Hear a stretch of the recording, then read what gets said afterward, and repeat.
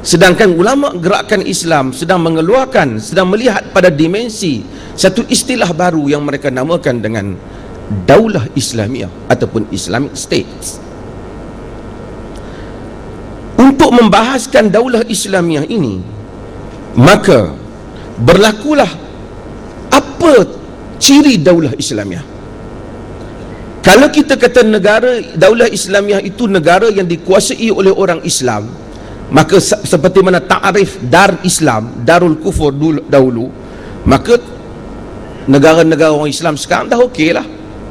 Syria, Muammar Gaddafi di Libya, walaupun zalim dan menindas rakyatnya, tidak boleh dipertikaikan kerana dia orang Islam, zahir padanya masjid, zahir padanya ada mufti dan ada juga orang agama. Maka perkataan Darul Islam itu diperjuangkan oleh tokoh-tokoh gerakan Islam untuk negara pada dimensi baru, pada persada baru. Tapi apakah ta'rif bagi negara Islam? Maka sekali lagi ada dua sesi pandang. Golongan yang anti gerakan Islam menyatakan negara Islam itu ialah negara, apa beza negara kamu dan kami? Golongan gerakan Islam menyatakan bezanya kami melaksanakan syariat Islam.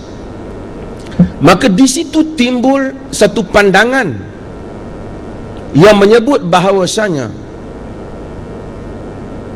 beza negara yang nak Daulah Islamiah ataupun Islamic State yang nak dibuat oleh gerakan Islam itu, mereka itu menegakkan hudud. Dan pemikiran itu masuk. Lalu di pihak musuh mereka momokkan jika gerakan Islam memerintah, maka akan kelihatan ialah bumi yang berdarah, tangan yang dipotong, manusia yang direjam, wanita yang disebat dan seumpamanya. Sebahagian gerakan Islam yang orang-orang biasa awamnya termakan dengan kempen ini, mereka juga masuk dalam pemikiran mereka, kalaulah kita memerintah, perkara yang pertama kita nak buat, kita akan buat hudud. Mereka tidak terbayang kerana mereka tidak ada pengalaman pemerintahan. Kelantan merupakan bumi seperti mana yang disebut oleh Yang Amat Tuan Guru, makmal Islam. Menunjuk walaupun hudud tak dibuat, Islam ditegakkan di dalam pelbagai sektor. Hudud satu mekanisme hukum. Dan negara yang diperintah oleh pemimpin yang saleh bukanlah negara yang dipenuhi dengan jenayah, sehingga hudud itu menjadi lambangnya. Tetapi inilah momokkan anti gerakan Islam. Dan di kalangan anak-anak buah gerakan Islam juga ada yang tak terfikir lain, kalau merintah duduk fikir nak potong tangan pencuri. Sedangkan gerakan Islam ataupun agenda kepada sebuah kerajaan dalam negara Islam ialah terlalu luas. Maka Allah Subhanahu wa taala menyebut, dan hari itu banyak pembentang kita baca, alladzina immakkannahum fil ard aqamus salah wa atau zakah wa amaru bil ma'ruf wa nahaw 'anil munkar walillahi 'aqibatul umur.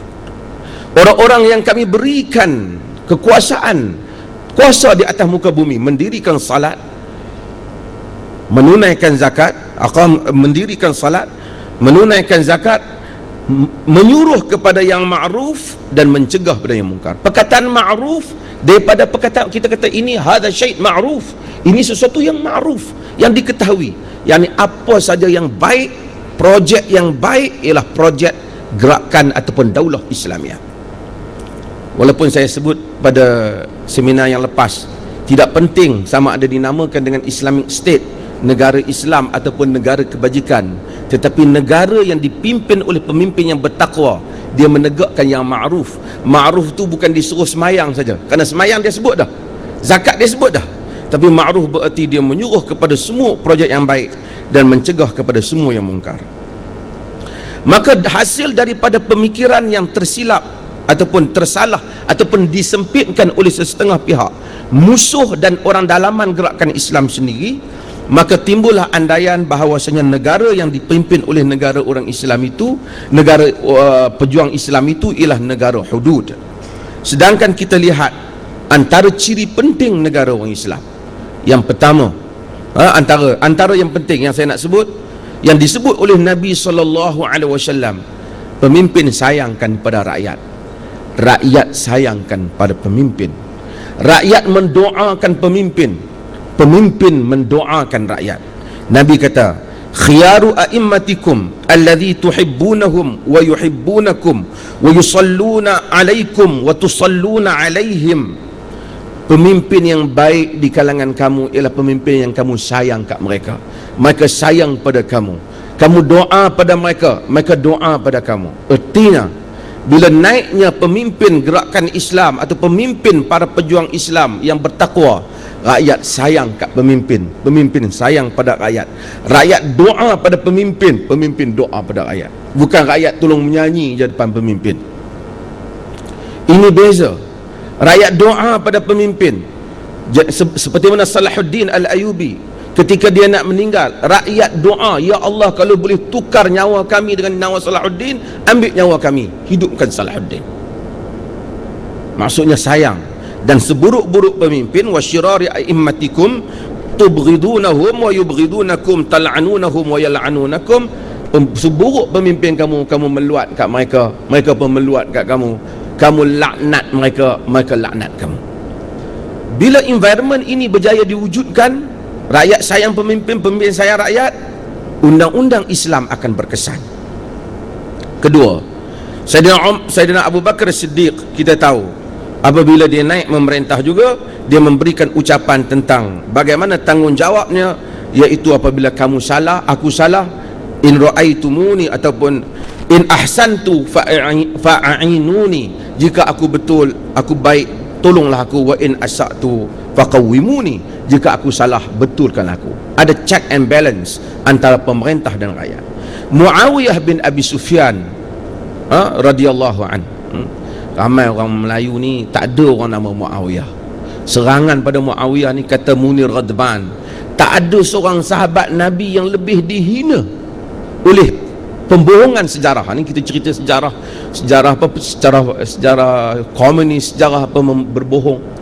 Sejarah juga telah berbohong tentang watak Muawiyah, sehingga orang Melayu bila sebut Muawiyah rasa tak ada anak nama Muawiyah, walaupun dia merupakan khalifah yang Al-Imam Ibn Kathir menyatakan pada zaman Muawiyah itu tertegaknya hudud, ditegaknya syariat, dibela sempadan dan dihidupkan umat, dipertahankan umat Islam. Ini juga satu benda yang mesti dibetulkan dalam sejarah tentang gambaran terhadap Muawiyah, kerana banyak sejarah yang tak betul yang cerita tentang Muawiyah ini, sehingga Muawiyah lah armada kapal yang paling berjaya yang menyeberangi wilayah-wilayah Islam, yang membuka wilayah yang Nabi mendoakan untuk umur haram, tentang kelebihan orang yang menyertai armada Muawiyah ni. Iaitu pada zaman Uthman bin Affan, Muawiyah menjadi kepalanya, yang disebut oleh Al-Imam Al-Bukhari dalam sahihnya.